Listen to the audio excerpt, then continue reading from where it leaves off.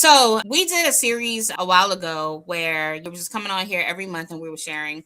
And one of the things that we know to be true is that there are a lot of people who have survived sexual trauma, who have survived all the things. And what we love to do is to be able to come and share and just talk about it and tell people with use the tools that we use to be able to help others.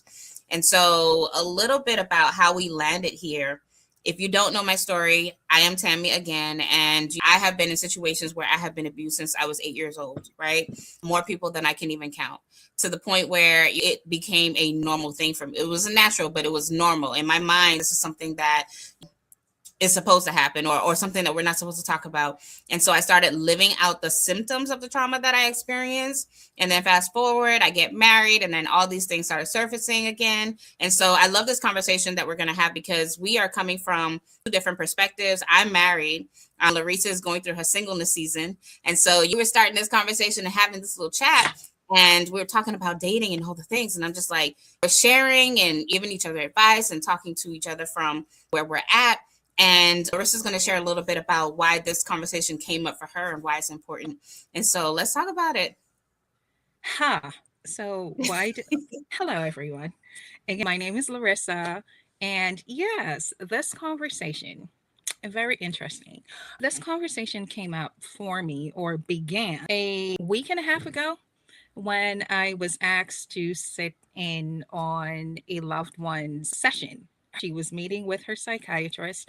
And yes, I was there, so happy to be there in support of her. And then somewhere along the lines on the conversation, the script kind of flipped, right? And now I was on the hot seat. And the questions that were being asked by the psychiatrist is, where am I in my journey? Because what came up, as Tammy mentioned earlier, she's a survivor. I'm a survivor as well at the hands of my grandmother's husband for years. And I am what you would call a third generation child rape survivor. Right. So, anyhow, that all came up in the conversation, and that I'm on my healing journey. I've been on my healing journey for quite some time. But what he hit me with was the questions I wasn't prepared for. He was asking me about what it looks like for me, and where am I on that journey. And so, coming back and knowing and having some tools now, and knowing that that session caused some levels of triggers for me, and also had me awaken to the fact that I need to really start having these conversations first with myself, but also I was having the conversation with Tammy, and this is what led us to this place. What does it look like for me in my single season, and what it looks like for her? How is she showing up in her marriage with all the traumas that we've experienced? So that's what led us to here today. So one of the things is that what I realized in speaking to other girls is that they don't really recognize the trauma that they're living out, right? They don't really recognize it. And sometimes there comes a point where you're like, oh, I want to be in relationships, but I'm not sure if I'm ready to be in a relationship. Right. Or sometimes we run into relationships knowing that we're not ready to be in that specific relationship. And we start with, because we're in a relationship and we're in a space where we are not prepared, right? We begin to accept things in a relationship. We choose the relationship from patterns rather than from a healthy perspective. There's so many different levels to it. And so we want to talk a little bit about what trauma really is, right? What is trauma? And so when you're thinking about trauma, it's anything that has caused an impact on you to the point where it hasn't necessarily gone away. That's the premature level, right? Right. It's something traumatic that has happened to you. It's an experience that you've encountered that has allowed you to live with the trauma that has occurred in your life. And so when we're thinking about the trauma that we've experienced, so many people have experienced trauma. I think there was a statistic that came out a couple of years ago where it says that I think it was out 2 out of 4 people have been impacted by some type of traumatic event. Mhm. 2 out of 4. And so when we're thinking about that, man, a lot of people are living in these situations where we are not even thinking about the fact that, man, it's two of us on this call right now, right? Have experienced trauma. And so we're not thinking, oh my God, when we're creating relationships, we're not thinking about the trauma that we've experienced because most of the times, That right? part. We're trying to forget it. And so when it comes to dating and knowing whether or not you're ready, it's not even about knowing whether or not you're ready. It's first of all, have we even dealt with the trauma that we've experienced? Have we Or even are dealt we with trying it? to run away from it? You Or we're know, running away from it? And so, what does that look like for you in terms of, because right now you're single, right? There were periods where, hopefully, right, not for long, because we're gonna be out here. And this is why this conversation is so important, because it's like, y'all, when I started dating from, I had phases of dating. There were periods when my trauma occurred early. And so my reaction was to date everybody because my goal was to take control. I wanted to make sure that nobody was taking advantage of me. And so my goal was to ultimately take responsibility, not responsibility, but take charge of my life. And so I was hyperactive. I dated everybody, I did all the things. My goal was to make sure that nobody could take advantage of me again. And so my trauma response was to just do all the things, be aggressive, go after, right? And so that was my reaction to the trauma that I experienced. What was your experience like?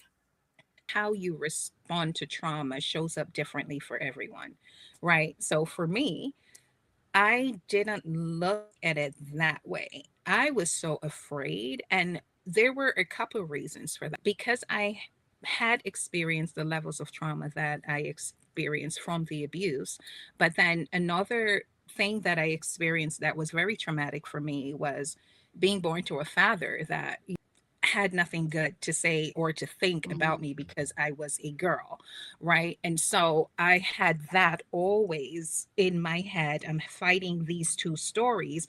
I wanted to act up on all of the things that were happening, especially in your body, because when you experience traumas that early, this is something we don't talk about a lot, is that you're experiencing all of these different urges, these feelings, these things that you don't know what to do with. But then on the other hand of that, I always had my dad, or would hear my dad saying over and over, "You gotta breed." Oh, by the way, I'm Jamaican. You gotta breed by your seven. You're gonna do this. You're gonna get pregnant. You da da da, because this is what little girls do. And so I always was living from that space that I wanted to prove my dad wrong so badly. Mhm. So as much as I wanted to act up on it, I was more reserved, right? Mm. Because I'm always contending with these two evils in my head. But I was shit scared. I was afraid to date. And it didn't mean that it stopped me from dating. I dated later, but still, what it looked like for me during those years of my dating and not really understanding what I was doing is just, I wanted to be loved. I wanted somebody to really love me.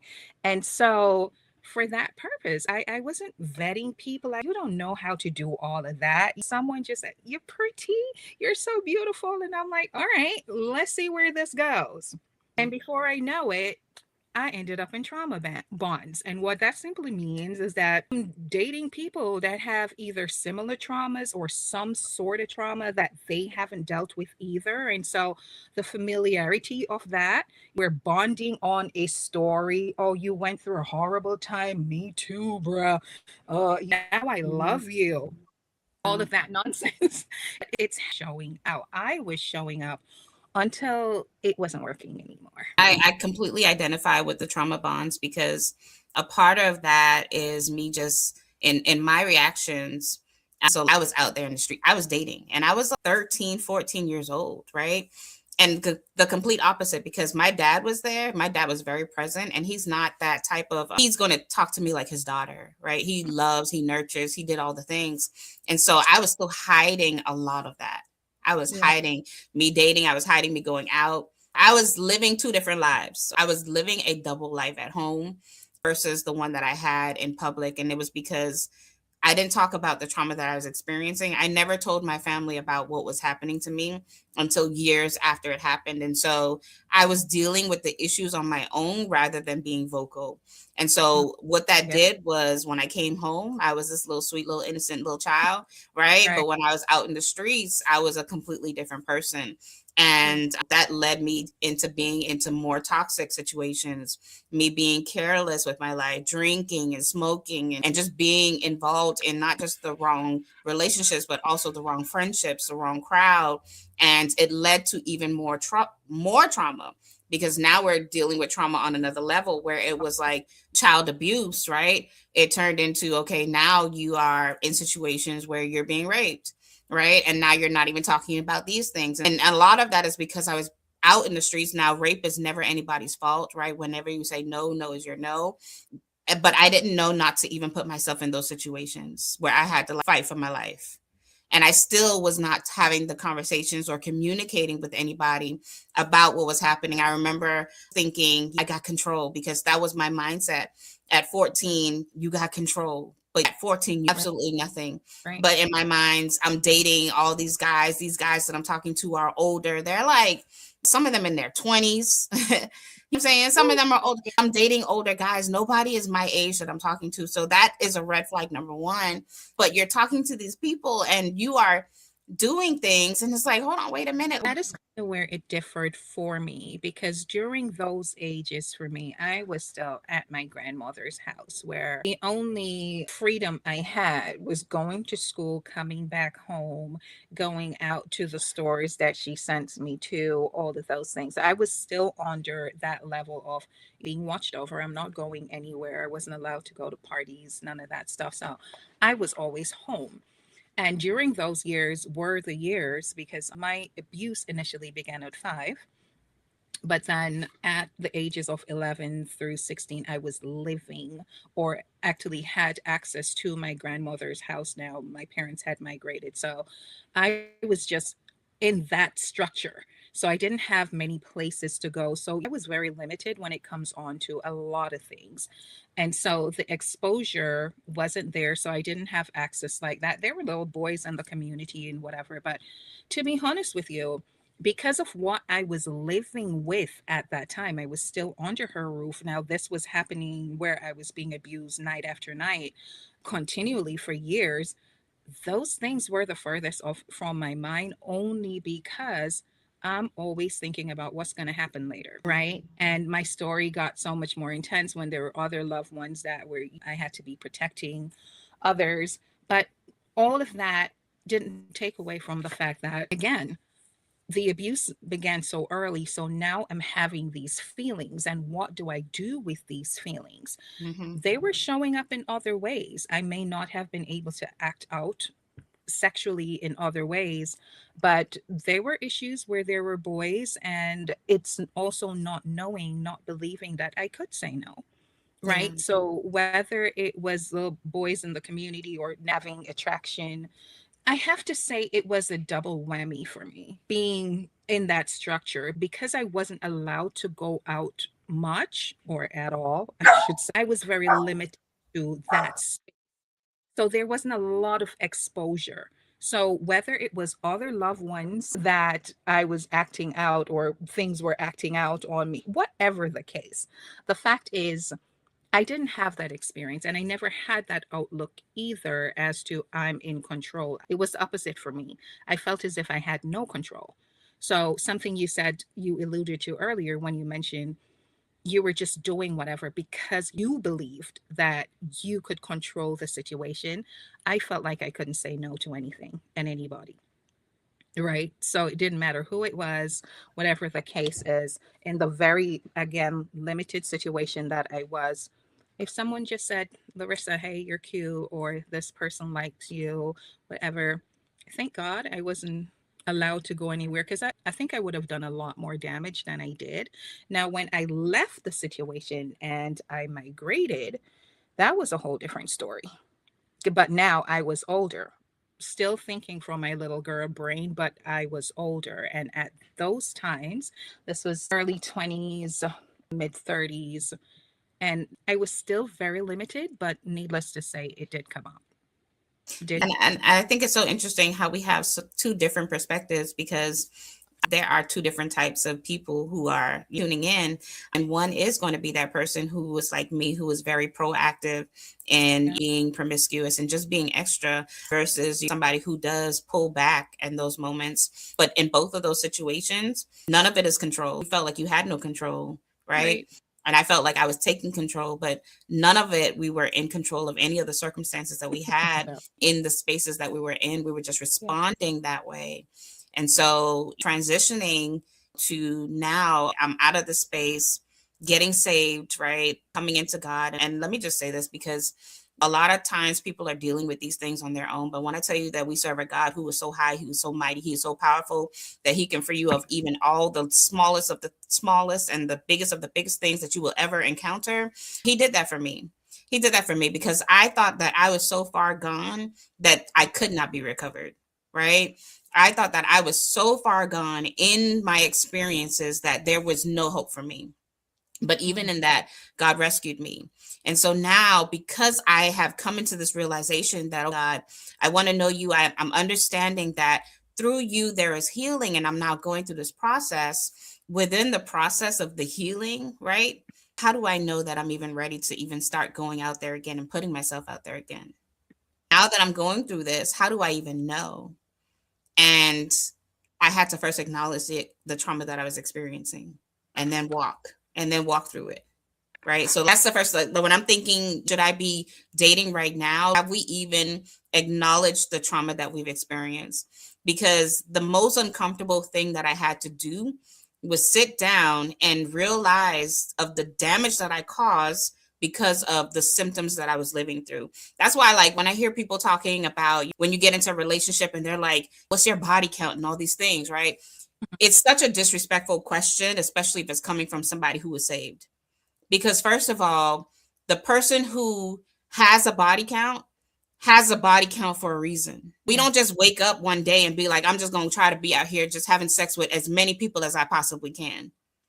You know what I mean? And so when you even ask that question, you're not even taking into consideration that, hold on, wait a minute. This person might need a little bit more tending to, because they might have experienced some things that was not natural.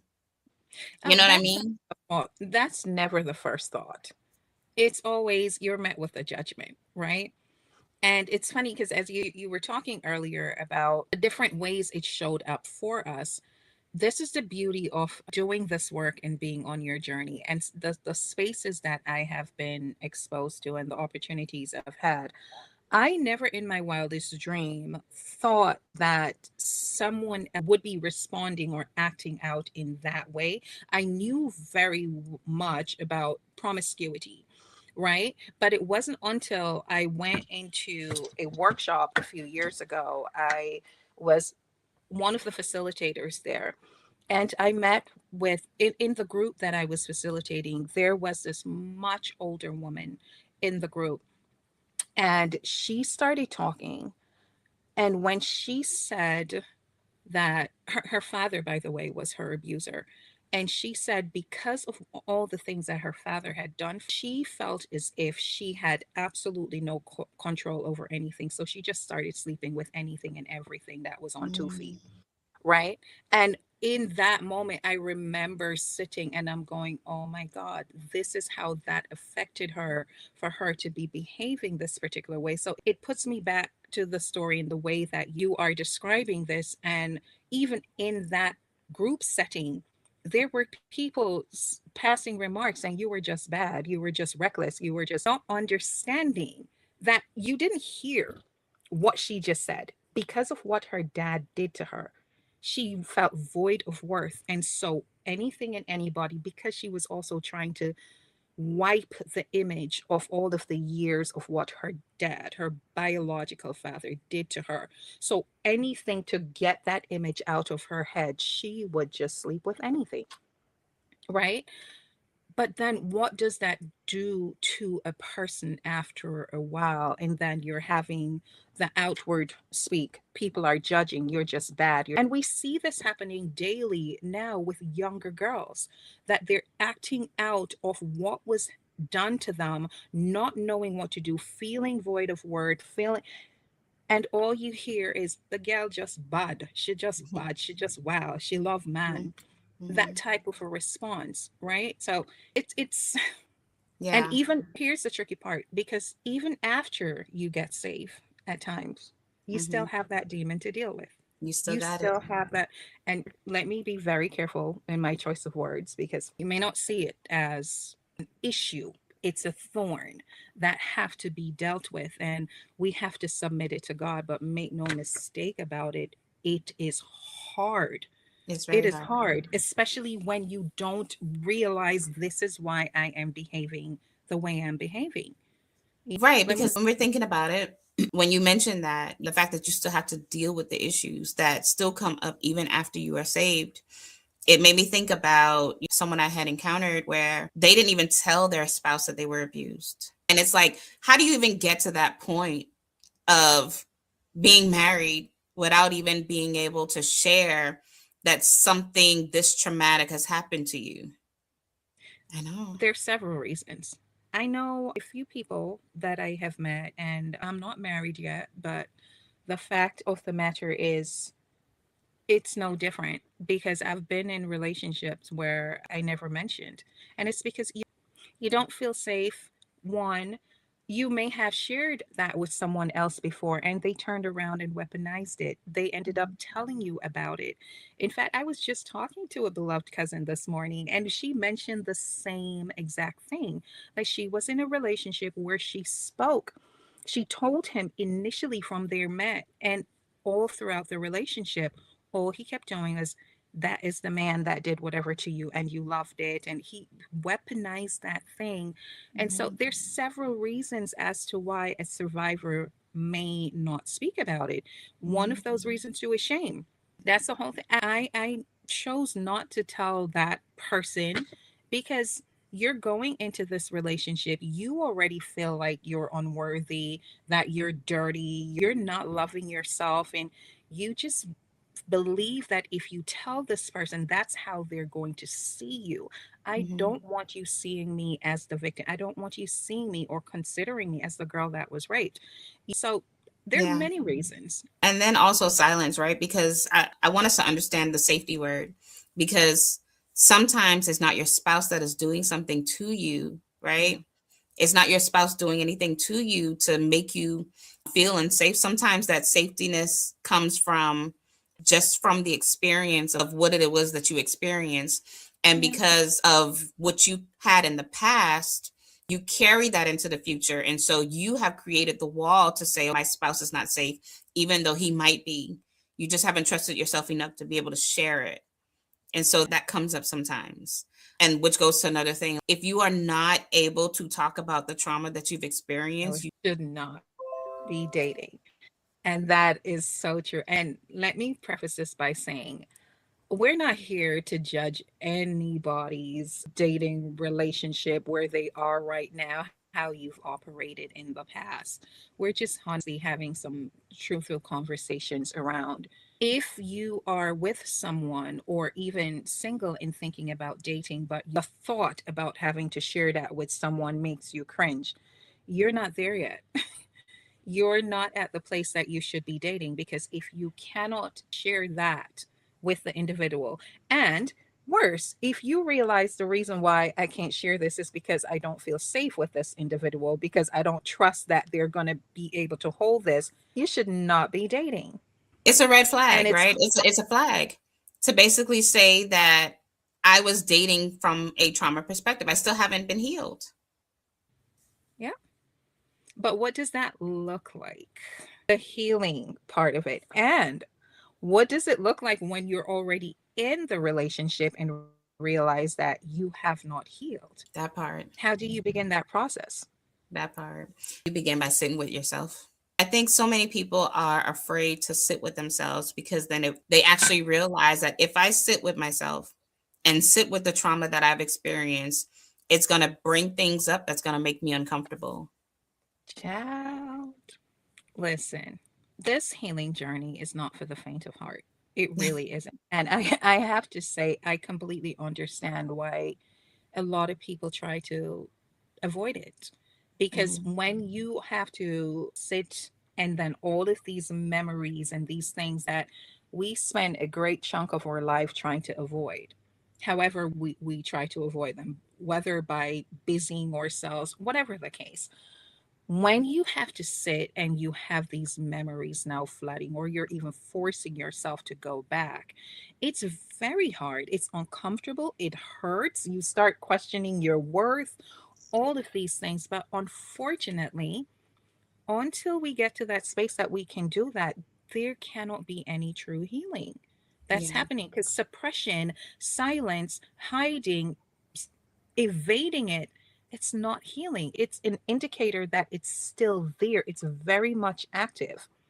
So hiding from it is not the way to go. However, what does it look like when you have to sit in those moments and the hurts start coming up? This is where we have to talk about, if you're not doing, for example, you're not in therapy, you're not, because everybody's not going to have access to that. And a lot of people won't even want to do therapy, but you have to sit with it. What does it look like? Are we writing about it? Are we talking to somebody about it?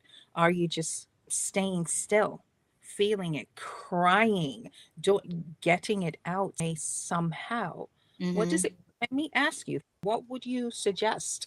What does it look like when you're already in a relationship and now you're realizing that your past is very much present and I have to start processing this? It looks like triggers, right? You're constantly being triggered. I think one of the things for me that showed up is after I got married, I didn't realize that I was going to be triggered by so many different things. Mm, mm, And it if we don't realize, right? Because we're not taking the time, one of the things that I realized is when I was going through my healing process or my journey of dealing with the things that I dealt with, my way of responding to that was, okay, now, God, I'm here. I want to learn how to be closer to you and all the things. And I want a healing. But for me, that looked like shutting everything down. Right. So anytime, because my past was so active, anytime I had a sexual thought, anytime I had an urge, anytime I had anything at all, my response was shut it down. I'm a rebuke you thought. You know what I mean? I am rebuking every thought that came into my brain. Just shut it all down. And what I did not realize what I was doing was I was shutting down my entire body from the biggest part of me. And so I was training my body how to respond when I got married. And so when I got married, and now I'm saying, now I'm open for all of the sexual experiences. I'm open for all of this. And now I don't even know how to do that because I spent so much time Really? shutting down my sexuality because I didn't want to be triggered. I just wanted to live a good holy life, giving it all to God and everything that came with that. I didn't realize that shutting down myself meant shutting down my body. And now asking my body to just wake up in Right. marriage. It don't work Mm, like that, y'all. It don't work like that. And so the work that I should have been doing was understanding my body. Now mm, that my body has been violated by so many different people, as well as I have positioned myself to experience all the things, instead of shutting it down, I should have been trying to understand it and understand the body that God gave me and how it functions and learning how to train my body to be able to still experience the pleasure that it desired, but just in healthy ways. And I think a lot of times we don't think to do that. We think just shut down everything. But when we get into relationships, we're still shut. There's still a part of us yeah. that is shut down Hmm. because we want to maintain that holiness. We want to maintain it. And so we have to be able to sit with ourselves and let me understand some things about my body. Let me understand where I like to be touched. Let me train myself to understand that touching is okay as long as it's healthy, right? Let me understand some things before I get into a relationship so that when I'm in a relationship and these things start coming up that I'm not trying to figure it out. And I think a lot of times we're not spending enough time with ourselves. We're not dating ourselves. I went through a whole period where I was dating me. I would say, okay, I need to do things for me. I need to practice self care. I need to take myself out. I need to dress up. I need to go and hang out with some friends. I need to do all the things, right? And so I think that it's very healthy to be able to sit with you first before you start dating, because this is the part of your life where you begin to learn what is it that I like. And if I was to ask anybody who is dating and you can't say what it is that you like and don't like, you should not be dating, right? You got to know what you like. You got to know what you don't like. So there's two questions that I have for the person that, whether they're a believer or they're not a believer, they're a survivor and they're struggling with the intense feeling of urges and want to connect. And just like you said, you shut everything down. You rebuked the feeling. You did the most. Things. Okay. For those that are not there, and even if, as I said, even if they're a believer, but they've been trying to rebuke it, they've been trying to stop, they've been taking cold showers and none of it is working, right? They're still having these feelings and they're acting up on them and having condemnation about it, feeling all of the feels around that. How do you begin to encourage someone that haven't been able to get to that place where they can process that, to know that, hey, I have to fight this? They're not there, they're weak to the flesh. What are your suggestions? Or what is your opinion around that? How do you even begin to get to that place? And my second question, you're married. Now you started having these experiences. Before, you said you didn't realize you needed to date yourself and to do all of that. Now you're married and it's showing up. For the married woman that may be seeing this, you're there. You didn't do all of these things and it's posing a problem currently. How do you begin to process that? Yeah, and these are so good. These questions are so good because this is the thing. When you go into this healing journey, I think a lot of times the reason why we shut it down is because we come from purity culture where it says you're not supposed to talk about these things, you're not supposed to experience it. And so we already came in with the mindset of what I'm feeling is not good. And so the Bible says that we perish because we lack knowledge, right? And so when we are not there, but we're having these urges, it's really sitting where is it that I want to be, Mm. right? Because even if you're not there, there's a level of healing that you are still sitting with within yourself that you want to have access to. And so that looks like beginning to do the work of accessing the healing that is necessary. And so you can begin that by just writing, right? Mm. Asking yourself the questions, where am I in this moment? And what is it that I need? Because having desire is not a bad thing. It's your body's way of letting you know that it works, right? We are supposed to have desires. That is what draws us to other people. And so understanding desire means to understand that this is something that God has designed you for. He's designed us in a way where we are able to experience pleasure, we're able to access pleasure and all the things. And when you are single and you're struggling, where's your community, right? I had a person who I could call and be like, listen, I need to talk. I'm Mm. feeling this right now. Help me walk through this. We're not sitting with our feelings long enough to even begin to That think part. about what it is that our body needs. Or Not every time, right? We're we're reactive. Sometimes we just sit. Sitting with ourselves allows us the opportunity to be able to process, what does my body need? And what is it that I need to do to be able to respond to it in a healthy way?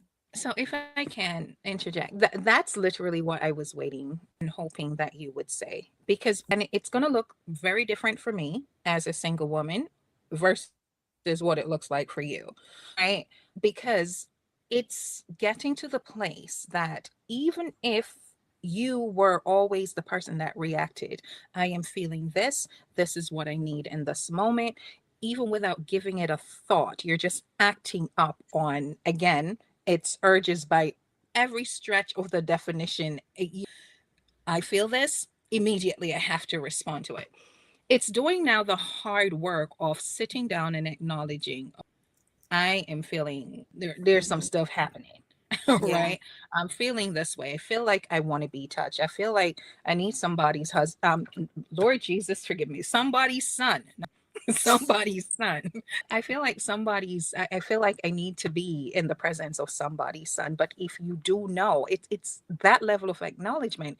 If you do know that you're there where you're going to be in the presence of somebody's son, and you don't have control to say, nah, we're not going to Mhm. do this. This is where the Bible tells you to shun the very appearance of evil. And yes, it sounds a bit extreme, but this covers that as well. Because at the end of this, if I know I don't have control, avoid the situation at all costs, right? When you're alone and you're by yourself and you're acknowledging, this is what I'm feeling. Now, what can I do that is healthy? Not Yeah. just going off of what I'm feeling right now, Mhm. but all right, I've done taken the shower, I've done read, I've done a few things, and I'm still feeling. Let me tell you something. Mhm. It doesn't matter how you're and it's standing up in you and you're feeling that you need to act upon this. Pick up the Bible. Do something that is definitely going to change your mind around Mhm. that in that moment. For some Mhm. people, it looks like working out. It looks like going So. for a run, a walk, just Mhm. going outside. There's many ways. And what I would say is be proactive in making a running list of what you Mhm. can do that's going to distract you from the feeling. It's a feeling and it's going to pass, right? Yeah. But what's not going to happen, or how I have positioned myself, I'm not about to put myself in the situation and then for the next 2 months I'm gonna be sitting here. God, I sinned again. I gotta stay at his feet for the next. Exactly. No. So you have to be proactive. Stay still long enough to acknowledge, I'm feeling this way right Mhm. now. What can I do? I love this conversation because I think it's really one of those. I have this exercise that I tell my clients to do where it's called mirroring, right? Mm-hmm. Where you would literally go in front of a mirror, like a full body mirror. And the exercise is to get you to sit with yourself, right? Mm-hmm. Based on your comfort level, right? The goal is to be able. I have a book that I'm working on right now where it's called redirecting. All of what we're talking about is called redirecting, where you are redirecting your feelings and your urges, right? Think about it like a fast. When we fast and we get hungry, right? The Bible tells us to read the word, right? It's redirecting the hunger that we have for natural food for the spiritual food so that we can be fulfilled. And so when we redirect the urges that we're having, we're redirecting it towards a positive way because we also want to make sure that we are training our bodies to still be able to experience pleasure, but in a healthy way. And so everybody is going to look different because you're going to have to sit with yourself and know what it is that, or sit and analyze what it is that your body is asking for. What is your Yeah. body asking for in that moment? And for example, you might have an urge that comes up at 3 o'clock in the morning because why not? That's when the body gonna be bodying, right? You in that bed by yourself, and you want somebody, you want companionship. And so, if you sit with yourself in that moment, your redirect could be, let me go and turn on a little bit of worship music. Let me Yeah. sit with this feeling and say, God, I'm feeling these desires right now. Let me go into worship. And Mm-hmm. one thing this about worship is when I was doing my research on worship and studying, right? I learned that the same hormones that are released when you are intimate with your spouse also releases when you are in worship. And so there's a level of fulfillment that you can receive just because you go into worship. And I think Yeah. that that's so beautiful because it shows you that God is intentional about your body. And so when you're having desires and urges and you're sitting with yourself and you're saying, man, I am lonely right now, right? It's important to analyze what can I give my body to redirect it so that it can experience something that is still positive. So for me, I had that friend that I could call right? Mhm. And I'm talking from experience, y'all, because I was celibate for 10 years. I did 10 years of celibacy, and I know what those urges feel like, and how you feel like when you're having them. It feels like warfare, but it's not. Like you literally have to train your body. Well, let me go for a walk. Let me go work out. Let me go put in the endorphins and go working out. Some of y'all could lose a lot of weight with the urges that y'all have if y'all go work out. You know what I'm saying? Sometimes you just need to move your body. Sometimes it is your body just wants to be fed. A lot of times when you eat things like chocolate, it For helps those to of eat you that chocolate. know that chocolate does something else to you, don't eat it. Yeah. But Going back to it, actually, chocolate has a way of fulfilling you as well, right? it does. Ice cream, things like that. There are things that I just need to go and get some ice cream. Right, I right, just need to hang up. Sometimes sitting with learning about yourself, all we're doing is using your body senses to be able to redirect the urges that you have. And so just pick one, pick two, pick yeah, three, right? Because the more senses that you engage in, the more you are training your body that I can still receive pleasure, even though, right? I'm not giving into this, because we're not going to give into temptation. We're right, going to right. give into God and his design, because our bodies are designed to receive pleasure, right? And just say for those that may be listening and watching this, even if you're not a believer, the same thing applies. Mhm. It's really sitting down and doing the work of figuring out, what do I do when these impulses just happen? And as we know about impulses, urges, whatever you want to call it, they come out of nowhere sometimes. Mhm. And oftentimes, as she said, it's like 2, 3 o'clock in the morning when you are alone. It's finding out the ways, that the healthy ways that you can deal with all of this, Mhm. and make a list, literally, or at least have them somewhere, because you're doing the work and you're making the list. Now you're being intentional. So Mhm. at 2, 3 o'clock, especially when that person is calling, for a fact, one, I'm not answering anybody's phone calls. Two, what am I going to do? Somebody done already called you, woke you up.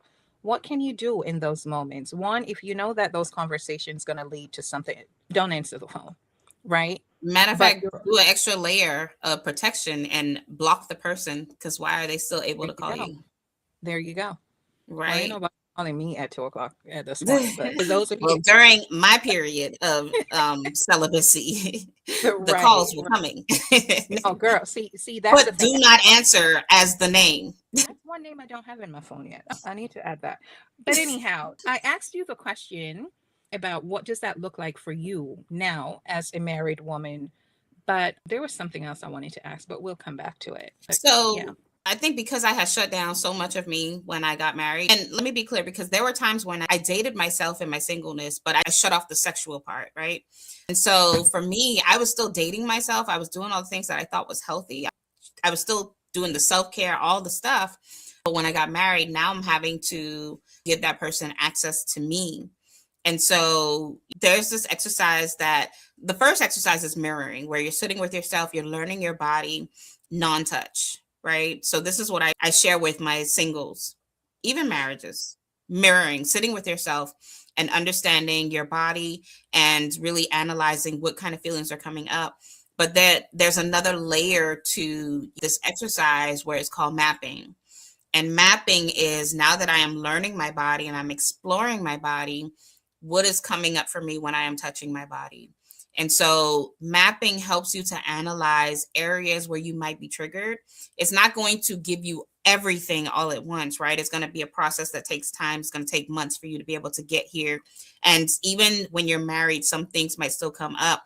But having that self awareness of, I touched myself here and this brought up a feeling, and being able to sit with that. So when I got married, I didn't do these exercises, right? Because I wasn't aware, I didn't have the language, hence, right? And so when you are engaging with your spouse and all of a sudden you're triggered and you don't know why, and now right. you can't even be consoled, and you're like, hold on, wait, I thought we were having something that was beautiful. Why are you crying right now? It just changes the Ooh, tone completely, right? Now your spouse got to be like, well, what did I do? And it was yeah, nothing that they did. because they're doing all they can to please you, but now you're like, hold on, wait a minute. I thought we was enjoying ourselves. You know what I'm saying? And so you want to be able to limit those amount of experiences. And so before you even get there, and let me also say this, because when me and my husband got married, we did it very quick. 2 months we were engaged, 4 months later we were married. And You were so quick with 6 months we were yeah. like, bam, bam, bam, let's go. But I did not sit with myself to be able to understand what could even possibly trigger me, because I had blocked it out. That's one. So because I blocked it out, I did not think about even what could even show up. And we should have, I don't want to say that we should not have been dating, right? Because in my perspective, I was healed, right? Because I was in church, I was doing church, I was praying, I was doing this, I was the church rat, I was tending, I was doing all the things, right? But I still did not do that work until after. And after marriage, that's when I had to start doing reverse, right? I had to go into reverse mode and start from the root for this particular area of my life. I had to start saying, God, help me to understand sexuality, but help me to understand it from the perspective of you. So I had to understand, God, how does my body work? What is sexuality? What does that look like? Right. And I had to begin responding to it. So my healing came through my process of learning and understanding and going to get my certification and learning all these things to be able to even have the tools to be able to help people who might still be struggling, which is where my books came out. But I did not do the sexual work prior to, because I had did everything after. So So I have a question, and I'm trying so hard not to interrupt you, but it's there's fine. so many things that you're saying that know we need to clarify or add more context to. One of those things, when you were talking about mirroring exercise and sitting with your body and looking at your body, exploring your body, could we elaborate on that a little bit more? Because we're hearing this, and especially words like touch myself, exactly where the Mm-hmm. mind is going to go, right? And Mm-hmm. what does that look like? Healthy exploration of the body without it leading to, especially for someone that's single, girl, of the language, Mm-hmm. because it's real out here.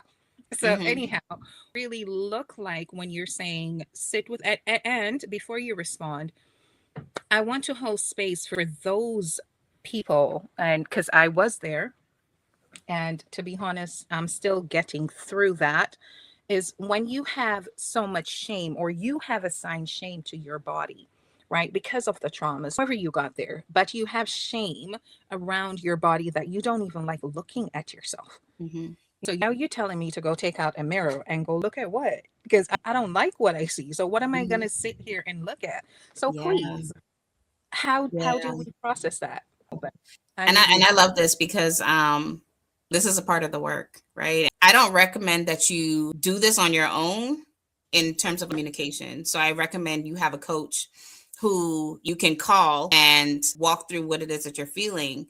Obviously, when you're by yourself, you're alone, you're doing the actual activities and the exercises, but I do recommend that you have like a coach to walk you through, because you don't know what's going to show up.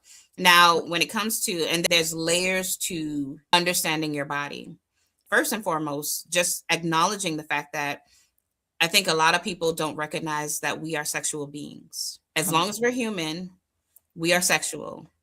So that's the first thing, acknowledging. What does that mean? It means that God has designed us specifically for many different things. And one of that is to be able to experience pleasure. Sexuality is nothing more about, it's just learning how your body is going to experience the world, right? It's how your body experiences connection. It's how your body experiences beauty, pleasure, comfort. It's how your body responds when you are in relationships. It is Mhm. very, is that much important. And so a lot of times we're moving through life without acknowledging that we are sexual. And so when we come into these situations, now everything starts to begin to show up. What we don't do, we do the injustice to ourselves of not sitting with ourselves, especially somebody who has experienced trauma. Yeah. Now, when I talk about mirroring and touching yourself and all these various things, it starts with just having a viewpoint and recognizing that you have been fearfully and wonderfully made. The first part of anything is really sitting and understanding that God created you a sexual being and understanding that you are beautiful, right? Regardless of what you look like. Sitting with the insecurities, Yeah. right? Sitting with the things that you feel about yourself, all of the flaws, being comfortable in the body that God created for you, right? Being comfortable in your body. And I think that when it comes to mirroring, it's not a one day, let me go look in the mirror, let me look at myself and just, before you even begin to map your body, you have to understand your body. And so mirroring is basically sitting with your body. You're doing it in a private space. You're journaling in the process and you're finding out as you look at yourself, right? You can do this with clothes, without clothes. I recommend that you start with clothes. And as you begin to be comfortable, begin removing layers of clothing and really looking at yourself.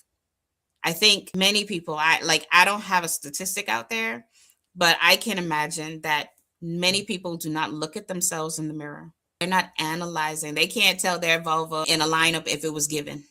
Oh, girl, you went there You know, then. you Oh, went there, but you really have to be able to understand your body. And so that means exploring your body visually and finding out what is it that comes up for me? yeah, yeah. What is it that I don't like?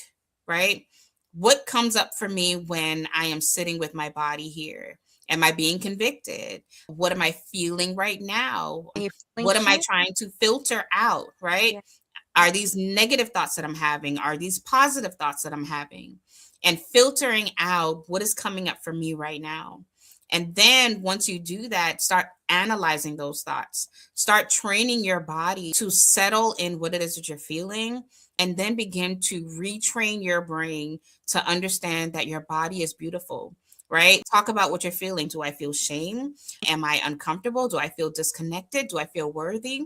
And then replacing that with the word. If I feel shame, then replace it with something like, I am not condemned, right? Because there's no condemnation for those who are in Christ. If I'm feeling the shame, replacing I am unworthy with I am chosen, I am worthy. Reprogramming your brain to understand that everything that you have within yourself is something that is a gift from God. Mhm. So that's the And first even part. I think a part of that to throw in there as well is when you're sitting mapping your body. For a lot of us, especially survivors, there's going to be shame attached to it where you don't even want to look at yourself, but it's forcing yourself to do this because on the other end of it, now you're training yourself to be comfortable with that body. So, for example, this is not something I would have done at all, period, years ago. Looking at my body, no, because I know exactly a lot of things that's going to come up, scars that I have on my body, all of these things. But it's also learning that this is something you're going to be doing intentionally to get comfortable with your body. And even if there's scars and things there that you're not necessarily happy with, it's now reframing that, right? Mhm. I have a scar on my body that this is one of the very reasons why I would have never done this exercise mapping, because I got that scar because of a surgical procedure I had to have done years ago that was as a product of my abuse. And so my removing my clothing and looking at my body, knowing darn well I'm going to see the scar, that's going to be a trigger for me. Now I have reframed that in the sense that I have this scar. I know why I have the scar. I no longer have shame around this scar, right? My stretch marks, my fupa, as they go, whatever you want to call it, I bore two beautiful boys from that. That's why I have stretch marks. So it's literally going in, and you really have to get technical with these things and name them. And that's one of the biggest things that we don't do. We avoid it at all costs to Mhm. acknowledge, which is just naming, saying out loud, this is this, Mhm. right? So I am saying whatever it is that your body looks like. I don't have the biggest butt, but I got a butt. And I like how it shapes, right? Do something, create a different, that's the whole point. Create a whole other narrative from the narrative you've been telling yourself. All of those things, the negative things that you would tell yourself, somehow develop Exactly. that. If you need help, reach out to others. How do I reframe I hate my body, or I hate my legs, I hate my thighs, I hate my Mhm. gut, whatever it is? Find a different way to say it. My stomach may be looking like this now. It doesn't have to look like this always. Mhm. Right. So it's what I'm trying to do is to make this as simple as possible. So again, we can remove the shame from Mhm. it. There are rhyme and reasons as to why we have been in this space. We've been operating in this space. There's things on our bodies. We hate to see our bodies, all of these varying things. But there's a way of turning that around. And this is a part of what healing looks like. And this is a part of the healing process. And it's literally going from head to toe, body, so everything, right? Continue. And I love that you say that because even as you mentioned the scar, right? Understanding that's a part of the mapping experience. Now you understand the trigger. So now when you are walking into a relationship, you understand how to communicate, That part. right? And so I think that these exercises are important because it helps you to understand, because you have to be able to articulate. And It gives you the simply say language. to your significant other, hey, I have issues around this part of my body, right? Hmm. So now this person, considering, because we're doing what we said before, where you're doing the healing process before you get into the relationship, right? So Hmm. now you chose somebody that's safe, that can Hmm. sit with you and hear you when you say, I don't like this part of my body, or Hmm. this particular scar means this, right? So Right. please ever look at it or don't touch it, or whatever Exactly. the case, unless he or she has the ability to help you to even have a Exactly. different thought. It's that Exactly. scar to make you feel comfortable It's the with it. scar, right? I, And it's having the ability to even be comfortable enough, because the example that we gave before, she didn't share anything even being married, right? When you are dating, it's important to talk about these things, because when you're mapping and learning yourself and all these things are coming up for you before you get into a relationship, right? So now you have the level of awareness that is yeah, necessary when you are in a relationship. That's why, should I be dating now? Not if you don't know yourself, right? And I know learning ourselves is a continuous process, but you should be able to communicate some things, because now that I know myself, I can create boundaries, right? So when I'm dating, if I you have, explain in layman's term when what I'm that is. dating, I now know that right here, if you touch me here, this gets me excited. So we're not Tiki. gonna do no touching over here. I was watching this the reel. We be in deep in the reels. And it was with someone who was talking about, when you're dating, you should be able to take a shower with somebody. Y'all should be able to take a shower together when you're dating and not be able to have sex. You know what I mean? I don't recommend that, I'm not that brave. because the level of self control that it would take to be able to do that, why would you even, I did right? not get there yet. I'm not saying go to the extreme, but understanding that if I was to take a shower with somebody, I can stop myself from being able to engage without the temptation of being able to come together. You know what I I'm not. mean? I don't I would recommend. not at all. But the key is that if you are aware of the level of self control that you have, Hmm. right? You know where your boundaries lie, because it's going to be different for everybody. There are some people who can't kiss at all, because they understand that if I am kissing, I am going to want sex. I'm going to sin. I'm going to fall. But there are some people who can kiss and it'll be just fine, because they have that strength to be able to do so. So even if you got to be able to know your boundaries before you Right, date, right. you got to be able to know, if you cannot talk about boundaries, if you cannot commit to your boundaries, then Yeah. you shouldn't be dating. So I'm happy that you mentioned that. And that is so strong. Knowing your boundaries and knowing where you are able to say no, or if you know this is going to lead to something else. So, for example, I know that I have self control around certain people where I have a few male friends that I can lay in the bed with them, slept in the bed with them, and nothing ever happened, right? But then I do know that I have a few other male friends that if we're not even going to be in the same space, right? And this is not because I don't have self control. It's because I know that these particular individuals, it doesn't matter how much you're saying no, they're going to push, they're going to pry. It's what people do, right? And if for a fact there's any kind of attraction there, where after being asked or y'all grown, y'all know, for a while, it's going to lead to something else. Again, this is where you're making the decision, you're making the call that this is not healthy for me to be in. I think I care about God's people so much, right? That I wouldn't even allow myself I wouldn't even put myself in that situation because you know your thoughts, right?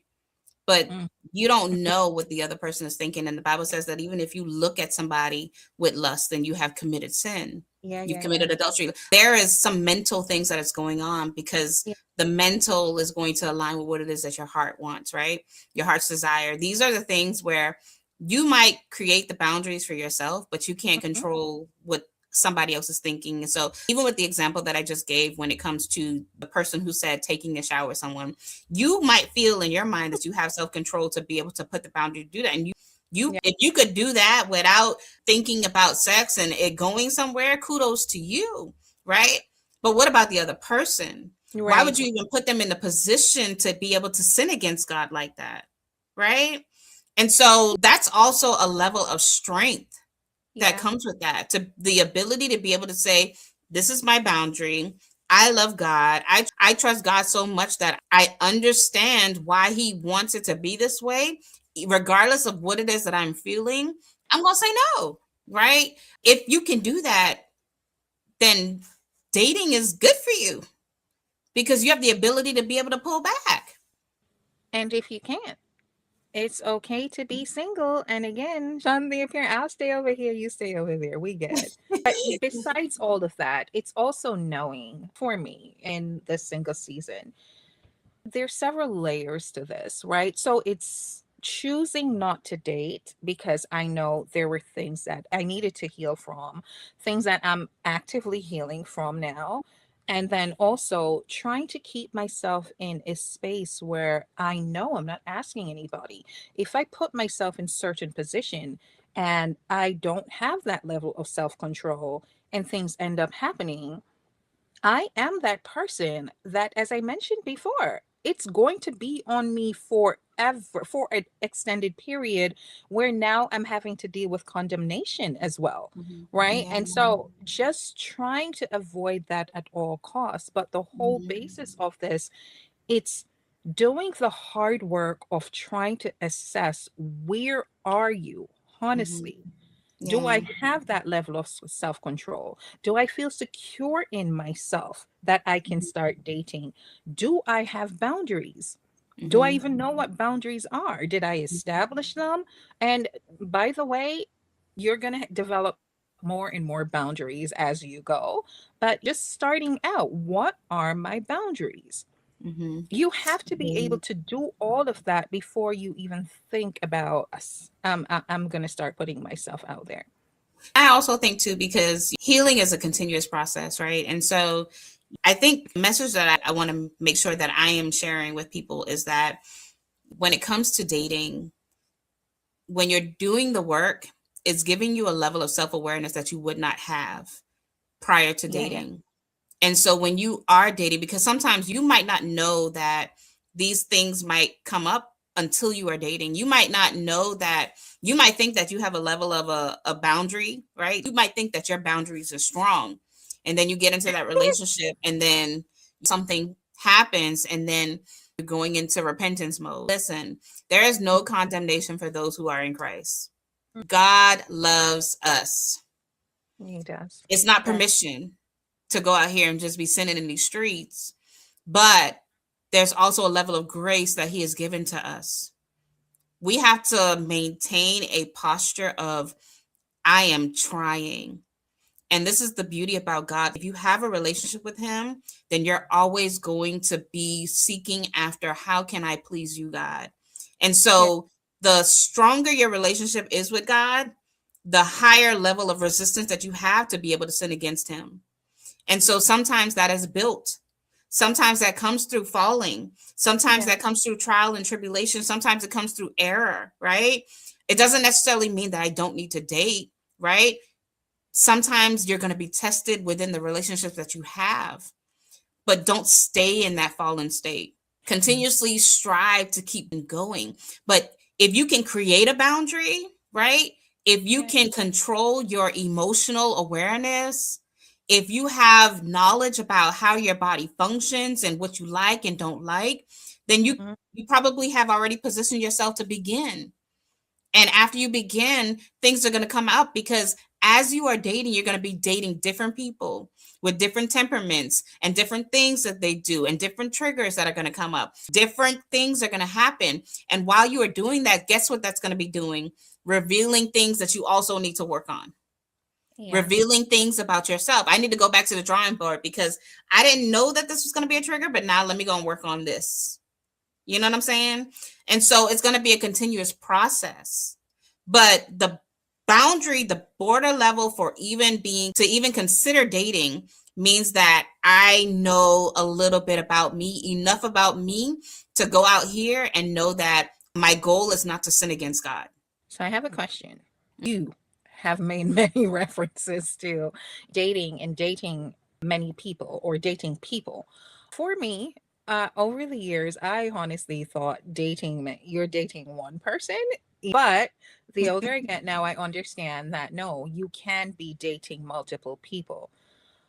I haven't gotten there yet, and I still have angst around it. So I am going to ask you that. What does it mean and look like when you're dating a few people versus focusing on one person? So let me put a disclaimer. Let me Please. put a disclaimer. Not everybody can date multiple people at one time, I don't think I can. I'm not cut out for it. right? Like not everybody can do it. However, when it comes to dating, this doesn't mean I'm out here in these streets having sex with everybody. I'm not having sex with anybody, Say it right? again, please. I'm not encountering anybody in that way, right? I be forgetting about the algorithm, y'all. But listen, dating is a period of time where you are gathering information about the person who is pursuing you or you're pursuing.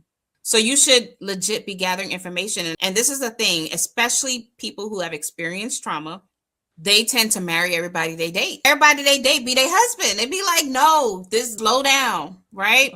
Because I think there is a different level of energy that you put out when you are dating someone and you're trying to marry them. Now you're creating things in your head to make up the dating process. So you're not even really getting to know that person because you're looking at them from the perspective of marriage, which marriage is the goal, right? But we're not trying to marry everybody we date. We're trying to date them because we're gathering information to find out, is this person the most suitable person for me? And sometimes when you are dating multiple people, it takes you out of that experience because what it's going to do is take the pressure off of the person who's dating you to be your husband. Because now you Yeah. done made them live up to the expectations that you have created for them that they ain't even realize whether or not they want to date you on a second date yet. You know Yeah. what I'm saying? So now you have, I think dating multiple people is important because it takes your brain away from trying to marry this person that you're dating. Date many, do research, find out things about them. You already have an idea of what it is that you like, what you don't like. So while you're in that process and you're gathering information, I don't like this. I know that one ain't for me. This one seems here a little bit interesting. Let's have a little bit more conversation, right? And as you build that relationship, you'll begin to see what it is you like. You'll Yeah. see, let me experience a little bit more. Let me go in a little bit further with this one. You'll start weaning them out. That's speaking to the person that is dating with the intention, because you said marrying people off, even when you're marrying this person off in your head while you're dating. What about the people like myself that were dating but had no intention of marrying? Then why are we dating? I am just Right? coming into that. And this is where having that connection and that relationship with God and really shifting your mindset comes into play, because putting myself out there, I had no intention of getting married ever. It's not something I ever saw myself seeing because I was looking at marriage through a trauma lens, right? Mhm. And yes, I have dated, and that was my intent to date forever without. I did not want to get married. Mhm. Now, you do have people that is still there. Thankfully, God's shifting my mindset. It's coming. It's coming. It's coming, girl. It's It's coming. coming. It's coming. I'm gonna be honest, right? We talk about honesty and transparency all the time. But the truth is that you just said it. What is the point of you dating if you don't intend on being married? There are those of us that Yeah. really we weren't thinking about that. So how Let do me, we let me tell get you. to that part? Let me tell you. Oh. This is why it's so important to have a relationship with God, right? Because we're thinking about Mm-hmm. the bigger picture of marriage and what marriage actually is. And so, at the end of the day, right, when we are longing and we're desiring and we are doing these things, it's because of marriage. We don't have let me say this. When I was dating in my dating phase, right, there were many of those phases where marriage was not a thing. It was not even a thing because I didn't have a relationship with God. I just wanted to get my itch. I needed to get the Get itch, the it. right? I needed the itch scratched. It needed to be scratched. And so I wasn't thinking from a perspective of marriage because why would I want to experience something when I know so many people have violated me? Why would I just openly walk into this and be like, no, I'm going to go marry it? That don't make no sense, Or I don't right? believe it works.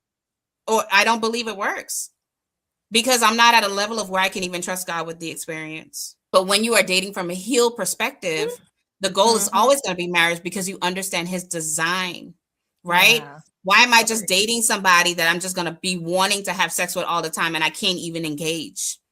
And if for me to date somebody means that I am working towards not just marriage, but building a life which requires intimacy. It requires all the things. It requires us to be the representation of who God said we are, to be the replica of Him on this earth. Why would I not date to marry to even insult God in that way? Right? Now I'm just playing in God's face. I'm playing with Him. I'm telling Him I don't trust Him. Right? I don't trust His design. I don't trust Him to be dating. And so if I am dating, my goal should be married. That's why there are some people who have the gift of singleness. I have an aunt who's out there. I love my aunt, right? She's been single for as long as I can remember, and she is completely happy with that life. Everybody ain't got that like that. No, we ain't, Like no. I was a marry or burn. I She needed to be married braced for because that. I love to have sex. And so I needed to be in a relationship with somebody. You understand what Come I'm on, saying? relationship and Come intimacy. on, come through, husband. Come through, husband. And now I'm able to do that. But not also that, we are able to build this beautiful life. We're able to do all the things where we can experience God together, raise Yeah. children together, right? Now, be the example of God together. So if we are dating and the goal is not to be married, then what are we doing? We're not saved. We don't have Uh, relationship with God enough to be able to do that. That means we need to go work on ourselves. That means we ain't ready because if your mindset is I don't want to get married, that means what I'm really hearing is I have so much trauma within me that I don't even trust myself. I'm scared. I'm afraid to date. I'm afraid to be hurt. It's saying so much more than that, yeah. right? Because if you are dating, the goal should always be married. Otherwise, why are we dating? So let me ask you this, because everything that you just said, that was me in a previous season, right? Mhm. I didn't care for any of it because I never saw one that worked. I just didn't think this was. In fact, the other day while I was in Jamaica at my uncle's funeral, we had one of the gatherings, right? And I was standing there and I was counting the girl. We have about 4 minutes to get off of this thing. So let me keep this quick. I'm in that space and I counted 15 female family members, myself not included. And of the 15, I would have made 16 that were there, only two were married. Mm. And it did something for me in that moment because I'm going, oh my God, while I understood some of the dynamics as to why so many of the women were single and are single in my family, some of it's just choices, right? Mm-hmm. We got hurt, we didn't know how to handle whatever the hurts and pains that came with it. So it's easier just to be single. Mm-hmm. And I've been there, but with the help of God and now understanding that there is a grand design as to why God sanctions marriages, I'm not going to be hypocritical and say I'm all the way there, but now I understand it. So now it's shifting my desire as to if and when, not if, when I'm ready to date, and I'm etching closer, it's going to be a difference now because not only have I been on my healing journey, I have set up and now understand fully what boundaries are. And now I have some of those and all of these things, understanding my likes, my dislikes, all of that, but also understanding that I do want to be in a relationship. I do want to marry. And the only way that's going to happen is if I date. So, my question to you now becomes for somebody that is currently where I was, how do you start that process of having that mindset shift? I know first and foremost, it's building that relationship, that intimacy with God. Because in all truth and all honesty, I was so fragmented. I thought I had a more intimate relationship with God and realizing no, I didn't. So it was first building that. But what are some of the other things that you have to do to get yourself prepared? It's everything that we've been talking up until this point, right? The first part of that is the relationship. It's walking through that process with God because that is where He's going to be revealing to you all of what you need to work through. We can't skip the relationship part because the relationship part is where the revelation comes. And we have And to be honest, and we right? have to be Honest with God and saying, this is where I'm at. I'm not feeling this marriage thing, but this mhm. is your design. So you're going to have to fix me. But That's keep. that's it. No, that's it. This is the design. And He literally has to reconstruct you. He has to build you back up, right?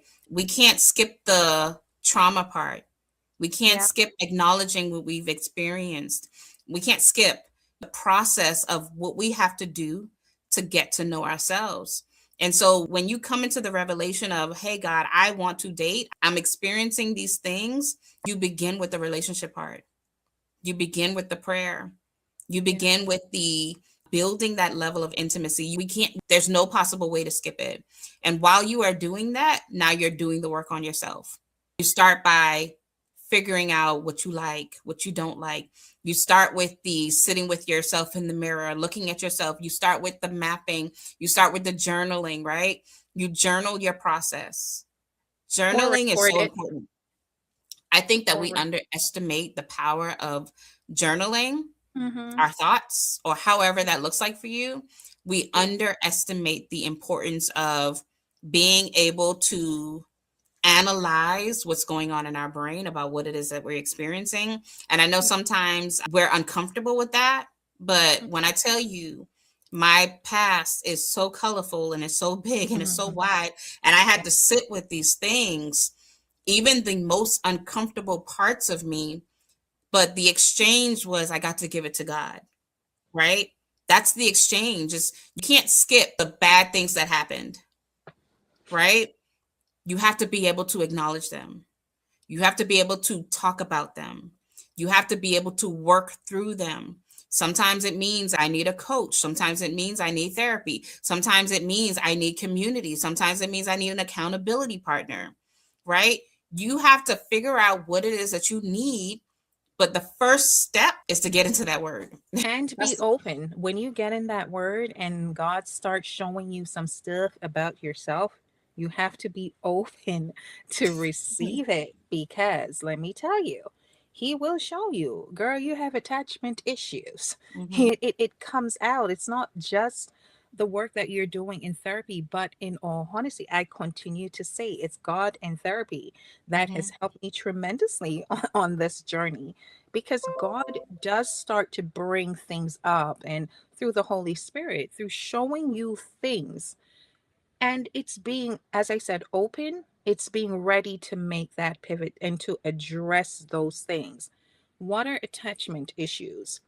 We don't have time to go over that I was about to now, say we're gonna have to but talk about that another week. we'll do it in a different episode. But that's a huge thing for a lot of us, especially trauma survivors, right? Mhm, But my point is, I didn't even know what that was until mhm, I was in the Word and going through, and in my spirit, I heard, girl, you have attachment issues. So mm. that's something I had to We're work gonna through. talk about that next week. We're gonna talk Which, about attachment styles. That attachment. oh, so you mean, Oh, we coming back, y'all. I know this conversation was so long, but it was so good.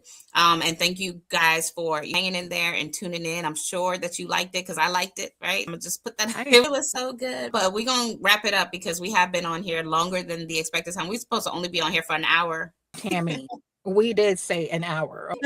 We've gone over. Oh, Lord. We We love you guys. we love Joining. you. We're gonna cut off right here, but just ultimately know, because I don't want to just end it like that. We do have to Okay. close out, but ultimately know that when it comes to dating and whether or not you should be dating, we Mhm. gave a lot of tools. We gave a lot of insight as to something that you can use today to even start the conversation with yourself. But just know that if you trust God, you give it to God, He's going to walk you through it. He's definitely going to walk you through it. You are not in this world by yourself. He has built us for community. He's built us to be able to have people who are surrounding us, to be able to walk us through the things that we are experiencing. And so just understand that this process is not going to happen overnight. Healing does not happen overnight. The journey of what is ahead is going to be a journey. It's just going to be that. And Yeah. so take your time in getting to know yourself and learning God. There is no rush. What you rushing for? Take your time. Pace yourself to be able to do the things so that you know that when you are ready, that you're doing it from a healthy perspective, because you don't want to get into a relationship and then realize, man, this is not the person that I needed to be with. But if And that you're both ways, because right, we have to go in being real, not mhm, going in as a representation of what we would like to be, but we're mhm, not. So all of exactly. that is a process. Don't be fake. Exactly. That's where we 1000%. have the I issues. love that you said that, because that is also true. You can get into a relationship and you're not even your full self. And so that person who's dating you is not even getting you because you haven't done the time to realize yourself. And so you see why we needed that little 2 minutes. But y'all do the work. The ultimate goal of this conversation is to do the work. The work is hard, but it's necessary. Be who God says that you are. Know who He has called you to be. Yeah. Amen.